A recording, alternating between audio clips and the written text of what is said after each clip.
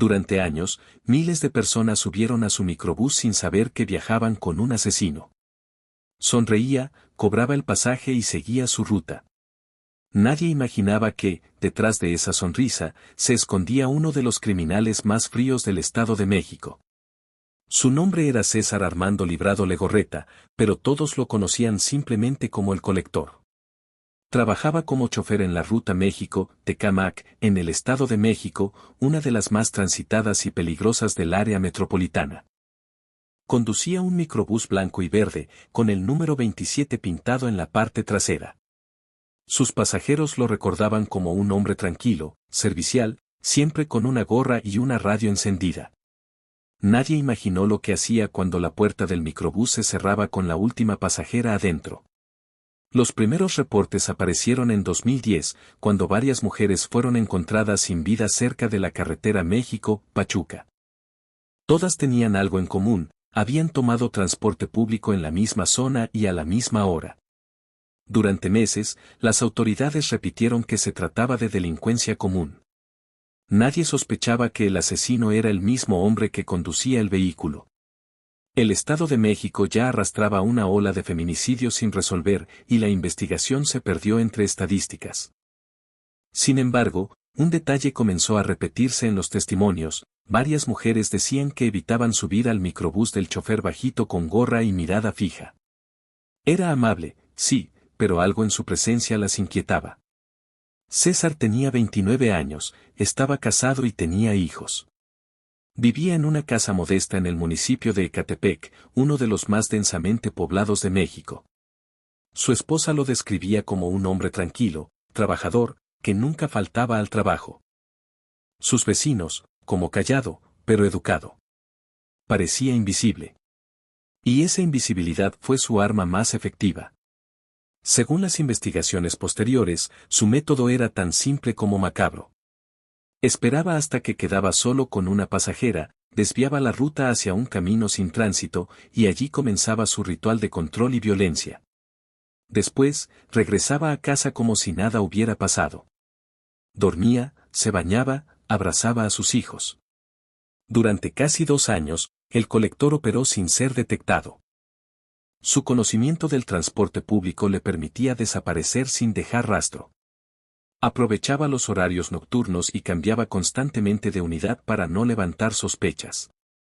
En 2011, un grupo de policías ministeriales formó una unidad especial para investigar la serie de casos. El comandante a cargo, Héctor Mendoza, notó algo que nadie había conectado: todas las víctimas habían sido vistas por última vez cerca del paradero de Indios Verdes. Un lugar donde miles de personas suben y bajan a diario. Era el escenario perfecto para pasar desapercibido. La clave llegó en noviembre de 2011, cuando una joven de 23 años logró escapar de uno de sus ataques. Herida y en shock, fue hallada por una patrulla. Contó lo que había pasado con voz entrecortada. El chofer me dijo que me iba a dejar más cerca, pero se metió por otro camino. Cuando quise bajarme, bloqueó la puerta. Describió al hombre con precisión: bajo, de complexión fuerte, con gorra, acento del Estado de México y una cicatriz en la mano derecha. Era la primera pista real. La policía revisó las rutas y encontró coincidencias. El número de microbús, los horarios, los reportes de desaparición. Todo apuntaba al mismo conductor. El operativo para atraparlo se organizó en silencio. Durante una semana, agentes encubiertos se hicieron pasar por pasajeros. El 13 de diciembre de 2011, uno de ellos lo vio estacionar su unidad en un punto solitario de la carretera. Minutos después, se acercó a una joven que esperaba sola. El agente pidió refuerzos. Y esa noche, por primera vez, el colector no pudo escapar. Cuando los agentes de la policía ministerial interceptaron el microbús aquella noche de diciembre de 2011, César Armando Librado no se resistió. A simple vista parecía confundido, como si no entendiera lo que estaba pasando. Llevaba la gorra de siempre, una camisa gris y el rostro tranquilo. Dentro de la unidad, encontraron una cuerda, una navaja y varios objetos personales de mujeres, una pulsera, un teléfono viejo, un labial. El comandante Héctor Mendoza le preguntó: ¿Sabes por qué estás detenido? El chofer respondió sin dudar. Por la muchacha que se bajó corriendo. Aquel comentario fue suficiente. Lo trasladaron al Ministerio Público de Ecatepec. Durante las primeras horas del interrogatorio, César mantuvo la calma. Negó los crímenes y aseguró que todo era un malentendido. Decía que la joven lo había confundido y que él solo intentaba ayudarla. Pero su relato se vino abajo cuando los agentes mostraron las pruebas. Los objetos encontrados en el microbús coincidían con pertenencias de otras mujeres desaparecidas meses antes. La investigación dio un giro radical. Los peritos revisaron el GPS de la unidad y hallaron que el vehículo había hecho paradas en lugares donde se habían encontrado cuerpos en 2010 y 2011. Las coordenadas coincidían casi al metro. Confrontado con la evidencia, Librado finalmente habló. Lo hizo sin emoción, sin temblar, sin apartar la mirada. Confesó sus crímenes uno por uno, con precisión escalofriante. Dijo que actuaba cuando sentía la necesidad de hacerlo y que todo estaba calculado. Los agentes que participaron en el interrogatorio describieron su voz como plana, carente de culpa. No alzaba la voz ni intentaba justificar nada. Solo relataba. Una de las frases que quedó registrada en el expediente decía: nunca las busqué. Ellas subieron solas. En su declaración oficial, reconoció haber atacado a más de 20 mujeres, todas pasajeras que viajaban solas en la noche. La Fiscalía del Estado de México pudo confirmar 17 casos directamente relacionados con su ruta. El resto, posiblemente, jamás se podrá comprobar. El apodo de El Colector nació de los propios policías, al descubrir que guardaba recuerdos de sus víctimas, anillos. Cuando se difundió la noticia de su captura, el nombre César Armando Librado Legorreta empezó a recorrer las redacciones de todo el país. El rostro del hombre de la gorra, hasta entonces anónimo, apareció en todas las pantallas, ojos pequeños, expresión vacía, sin rastro de emoción. Por primera vez, México veía el rostro del chofer amable que durante años había sido el verdugo silencioso de decenas de mujeres. Pero lo que vino después fue aún más fuerte. Al difundirse su foto, comenzaron a llegar llamadas. Mujeres que lo habían reconocido. Algunas habían sido víctimas, otras, sobrevivientes que jamás se atrevieron a denunciar. Una de ellas, identificada como Lucía, habló frente a las cámaras con el rostro cubierto. Yo subí a su microbús en 2010. Me sonrió, me dijo que me bajaría más cerca de mi casa. Pero se desvió. Me apuntó con algo y me dijo que no gritara. Pude escapar saltando del vehículo cuando se detuvo en un tope. Pensé que iba a morir. Su testimonio coincidía con el modo de operar del colector. Gracias a su declaración, la Fiscalía localizó otras 3 víctimas que habían sobrevivido bajo circunstancias similares. Todas hablaban del mismo hombre, la misma ruta, el mismo tono de voz. Las autoridades, bajo una presión mediática inmensa, formaron un grupo especial para identificar cada caso. El expediente se multiplicó. Se descubrió que, además de Ecatepec y Tecámac, había operado en Tultitlán, Coacalco y Zumpango. Cambiaba de ruta constantemente, pero siempre trabajaba de noche. Nunca se alejaba demasiado de su zona, como si conociera cada calle, cada curva, cada punto ciego. Las declaraciones de las sobrevivientes coincidían en un detalle perturbador: él no actuaba con prisa. Parecía disfrutar del control, de la vulnerabilidad de sus víctimas, de la sensación de poder. Los psicólogos forenses concluyeron que su patrón era predatorio y calculado, no impulsivo. En la audiencia preliminar, cuando el juez le pidió que confirmara sus datos personales, César respondió con voz firme y tranquila. No titubeó ni mostró arrepentimiento. Cuando el fiscal leyó la lista de víctimas, él bajó la mirada, como quien escucha un inventario, no una tragedia. Su defensa intentó declararlo mentalmente inestable, pero los peritos clínicos lo descartaron. Tenía plena conciencia de sus actos. Era un hombre inteligente, metódico, que sabía distinguir entre el bien y el mal, pero había elegido el mal deliberadamente. Durante el proceso, surgieron testimonios que estremecieron a la opinión pública. Una de las peritas narró en audiencia. Algunos objetos personales que guardaba pertenecían a víctimas desaparecidas desde hacía más de 2 años. Los conservaba como trofeos. Los medios lo bautizaron definitivamente como el colector de vidas. La fiscalía confirmó 17 casos, pero se sospechaba que el número real superaba los 25. Los familiares de las víctimas exigían justicia fuera de los tribunales, con pancartas que decían: "No más rutas de muerte. Escúchanos, Fiscalía. No somos estadísticas". El juicio fue transmitido parcialmente. Las imágenes del acusado sentado, impasible, contrastaban con el dolor de las familias. Algunas madres le gritaban desde el público: "Mírame, era mi hija". Él no respondía. Solo pedía agua y seguía mirando al suelo. Un detalle revelado durante la investigación cambió el rumbo del caso. Uno de los microbuses que conducía el colector había sido reportado varias veces por pasajeros que denunciaban actitudes sospechosas, pero la empresa concesionaria nunca actuó. Los reportes fueron archivados como problemas menores. Esa omisión permitió que continuara su ruta durante meses. El comandante Héctor Mendoza, quien lo detuvo, declaró ante la prensa: "Lo tuvimos cerca muchas veces, pero el sistema no conecta los puntos hasta que ya es tarde". La prensa convirtió el caso en un símbolo de la impunidad mexicana. Las marchas de mujeres en el Estado de México se multiplicaron. El rostro del chofer con gorra se convirtió en un recordatorio de la inseguridad cotidiana de miles de trabajadoras que regresan a casa cada noche. Durante el juicio, César Armando mantuvo una actitud tan fría que el juez ordenó suspender una sesión para que los familiares pudieran salir a respirar.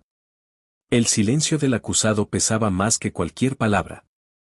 Un periodista de El Universal escribió: "Nunca levantó la voz, pero cada pausa suya se sentía como un golpe". Los psiquiatras que lo evaluaron coincidieron. No mataba por necesidad, sino por placer de control. Su poder era el miedo. Cuando se le dio la oportunidad de hacer una última declaración, antes de escuchar su sentencia, solo dijo: "Yo cumplía con mi ruta. Ellas se subían". El juicio contra César Armando Librado Legorreta, alias el Colector, comenzó en junio de 2012 en el Tribunal de Justicia del Estado de México. El país entero seguía el caso con atención. Era uno de los procesos más mediáticos de la década. El acusado aparecía en cada audiencia con el mismo rostro inexpresivo, siempre con el cabello corto, las manos cruzadas y la mirada baja. Durante los primeros días, la sala estaba llena de periodistas, familiares de las víctimas y defensores de derechos humanos. El fiscal general abrió la sesión con una frase que resumió el horror de lo ocurrido: "No fue un asesino improvisado. Fue un hombre que hizo del transporte público su territorio de caza". Aquel término, territorio de caza, quedó grabado en los titulares. El caso ya no era solo un expediente judicial, era un espejo de la violencia estructural que sufrían las mujeres en México.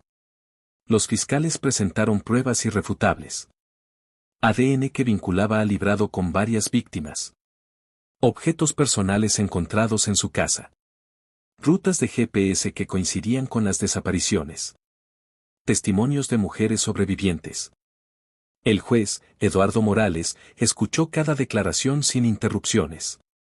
Las voces de las sobrevivientes estremecieron la sala. Algunas hablaron detrás de un biombo para no verlo. Una de ellas dijo, entre lágrimas: "Él me miraba como si no existiera. Y cuando terminé de gritar, me dijo que nadie me iba a creer". La defensa intentó desacreditar las pruebas alegando falta de cadena de custodia y vicios en el procedimiento. Pero el fiscal respondió con contundencia: "El único vicio en este caso fue la impunidad que lo protegió durante años". Los peritos psiquiátricos confirmaron lo que ya se sospechaba: Librado era plenamente consciente de sus actos, no padecía ninguna enfermedad mental. Era un depredador racional. Durante su declaración, el juez le dio la oportunidad de hablar. César se levantó despacio, miró hacia el público, donde las madres de las víctimas lo observaban, y dijo con voz serena: "No tengo nada que decir. Cada quien vive lo que le toca". Aquel comentario desató gritos en la sala. El juez ordenó despejar el tribunal. La prensa describió el ambiente como irrespirable. Un periodista de la jornada escribió: "Nunca vi tanto dolor concentrado en una sala. Cada silencio suyo era una provocación". El 21 de agosto de 2012, después de semanas de audiencias, el tribunal dictó sentencia. El juez Morales pronunció el fallo con voz firme. El acusado es hallado culpable de homicidio múltiple, privación ilegal de la libertad y delitos de violencia agravada. Se le condena a 240 años de prisión. La cifra impactó al país. Era una de las condenas más altas en la historia del Estado de México.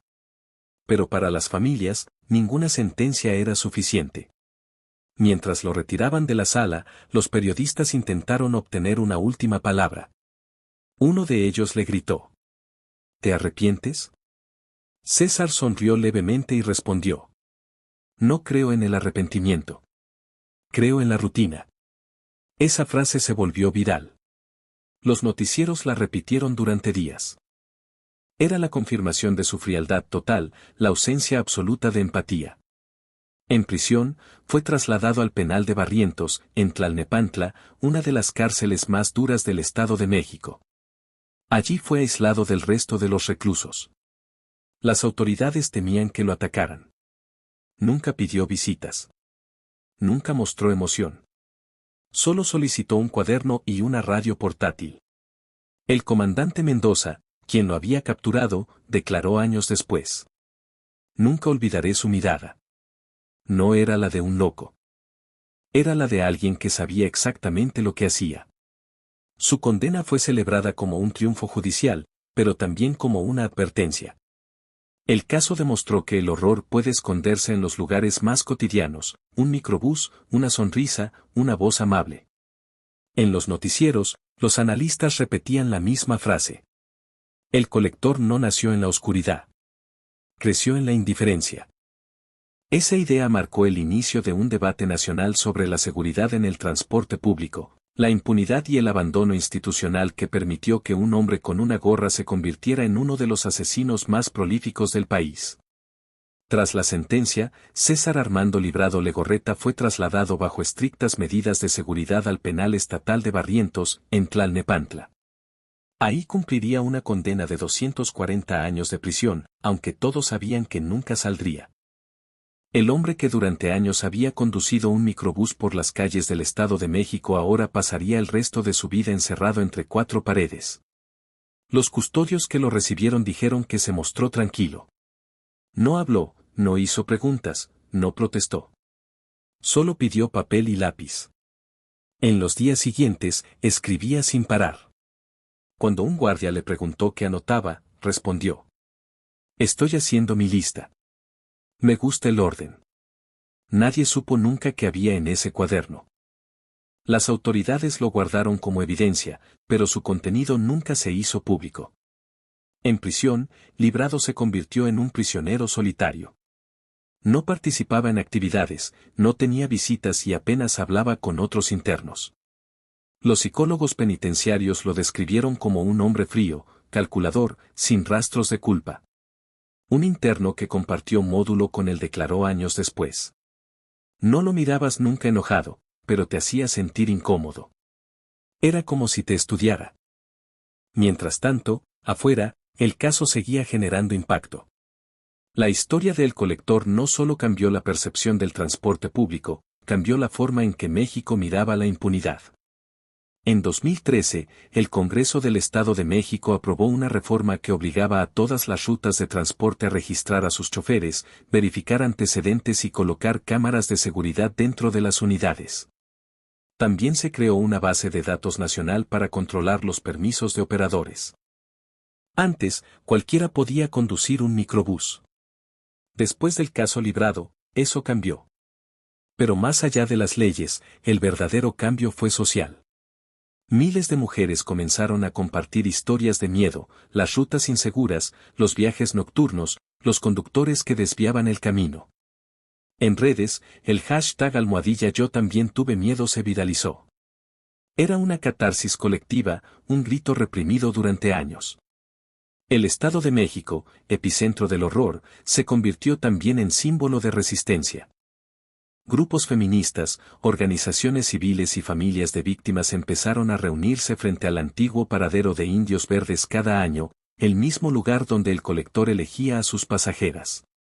Allí colocaron un mural con los nombres de las mujeres desaparecidas.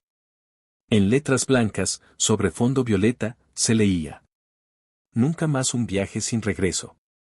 Los medios comenzaron a publicar investigaciones sobre otros casos similares: choferes que desaparecían pasajeros, taxistas que operaban sin control, empresas que ignoraban denuncias. El caso Librado fue la puerta que destapó un patrón de violencia estructural. Los criminólogos coincidieron en algo: César Armando no era un psicópata aislado. Era el reflejo de un sistema que nunca verificó, que nunca vigiló, que nunca escuchó. Un experto en perfilación criminal del Instituto Nacional de Ciencias Forenses explicó: su maldad no nació en la oscuridad. Se desarrolló a la vista de todos, protegida por la costumbre. En 2015, un reportaje de Proceso reveló que, mientras estaba en prisión, Librado había sido trasladado varias veces por razones de seguridad. Se temía que otros reclusos intentaran atacarlo. Aún así, mantenía el mismo comportamiento. En las entrevistas con los psicólogos, decía frases como: "No tengo enemigos. Solo personas que no me entienden". El director del penal, en una conferencia años después, admitió: nunca mostró remordimiento. Nunca cambió su tono. Es como si lo que hizo formara parte de una lógica distinta, sin emoción, sin conciencia. El caso de El Colector marcó un antes y un después en la historia criminal de México. Por primera vez, el país entendió que el mal no siempre tiene rostro de monstruo. A veces tiene uniforme de trabajo, sonrisa amable y la costumbre de decir buenos días. El horror de Librado no solo se midió en sus víctimas, sino en los años que el sistema le permitió existir. Y aunque su nombre se borre con el tiempo, las cicatrices de sus actos siguen en las calles, en los microbuses, en los ojos de quienes aún desconfían cada vez que suben a uno. Han pasado más de 10 años desde que César Armando Librado Legorreta fue sentenciado. Su nombre ya no aparece en los titulares, pero su sombra todavía recorre las rutas del Estado de México. Las mujeres que viajan solas por la noche aún miran por la ventana, aún marcan un mensaje antes de subir a un microbús: ya voy en camino. El caso del Colector dejó una cicatriz en la memoria colectiva. Cambió costumbres, transformó la manera de moverse, de confiar, de regresar a casa. En los primeros años después de su captura, el miedo se mezcló con la rutina. La gente seguía tomando el transporte, pero con un ojo puesto en la puerta. El sonido de un microbús frenando se volvió un recordatorio incómodo de lo que había pasado. En Ecatepec, Coacalco, Tultitlán y Tecámac, sus zonas de caza, los vecinos lo mencionan todavía en voz baja. Algunos dicen que recuerdan su microbús, otros, su sonrisa. Para muchos, fue el rostro de un mal cotidiano, el que nadie quiere aceptar que existe hasta que ya es tarde. Las autoridades, por su parte, intentaron mostrar resultados. En 2016, el gobierno estatal inauguró el programa de transporte seguro para mujeres, con unidades exclusivas, cámaras internas y botones de emergencia. Las campañas llevaban un lema simple: sube segura, regresa viva. Pero detrás de las cifras, la realidad seguía siendo dura. A pesar de las reformas, las desapariciones de mujeres continuaban. El caso Librado fue solo una grieta visible de un problema más profundo: el abandono institucional y la impunidad. Los psicólogos que analizaron su perfil comenzaron a usarlo como material de estudio en universidades. Su conducta, calculada, metódica, sin emoción, se convirtió en ejemplo de psicopatía funcional: alguien capaz de parecer normal, de adaptarse, de sonreír mientras planea. Un investigador lo describió así: no mataba por odio, mataba porque podía. Y el sistema se lo permitió. El penal de Barrientos, donde cumple su condena, rara vez permite visitas de prensa. Pero en 2018, un periodista del diario El Gráfico logró entrevistarlo brevemente. La conversación duró menos de 10 minutos. Cuando le preguntaron si pensaba en lo que había hecho, respondió con una calma escalofriante: pienso en que todo sigue igual allá afuera. Solo cambiaron los nombres. Esa frase recorrió los noticieros. Para muchos, fue una forma retorcida de razón. A pesar de su encierro, el país seguía enfrentando los mismos miedos. Mientras tanto, el lugar donde fue detenido, una carretera secundaria entre Tecámac y Ecatepec, se convirtió en punto simbólico. Cada 13 de diciembre, familiares de víctimas colocan flores allí. Nadie organiza el acto oficialmente, simplemente llegan, guardan silencio y se van. Entre las velas, una pancarta se repite año tras año. No olvidamos. No callamos. En 2020, una serie documental del Canal One abordó su caso bajo el título Los monstruos del transporte. Más que revivir el horror, buscaba exponer las fallas del sistema, la falta de vigilancia, de justicia, de humanidad. El episodio cerraba con una voz en off diciendo: el colector no solo mató cuerpos. Mató la confianza. Hoy, su nombre apenas se menciona. No porque haya sido perdonado, sino porque su figura dejó de importar. Lo importante es lo que provocó, una conciencia distinta, una generación que aprendió a desconfiar, a protegerse, a hablar. En las universidades, los nuevos criminólogos estudian su caso junto al de otros asesinos seriales latinoamericanos. Los analistas coinciden en que su poder radicó en la rutina. Nadie mira dos veces al hombre que pasa todos los días. Esa fue su máscara perfecta. A más de una década, su historia sigue siendo advertencia. En las noches del Estado de México, cuando las luces de los microbuses recorren las avenidas, hay quienes aún recuerdan su rostro. Y aunque el hombre esté encerrado, su eco se mantiene, el miedo a confiar, el miedo a volver a subir, el miedo que no termina. El caso de César Armando Librado Legorreta, conocido como el colector, ya no aparece en los noticieros. No hay nuevos titulares, no hay entrevistas, no hay seguimiento. Pero su historia sigue presente, oculta en los gestos cotidianos de millones de personas, en las miradas desconfiadas al subir a un microbús, en las llamadas nocturnas diciendo avísame cuando llegues, en el miedo que se volvió costumbre. Durante años, su figura fue sinónimo de horror. Hoy, es un símbolo de advertencia silenciosa. Su nombre no necesita repetirse para recordar lo que representa, la maldad disfrazada de normalidad. El hombre que cobraba el pasaje, que saludaba con educación, que regresaba a casa con una sonrisa.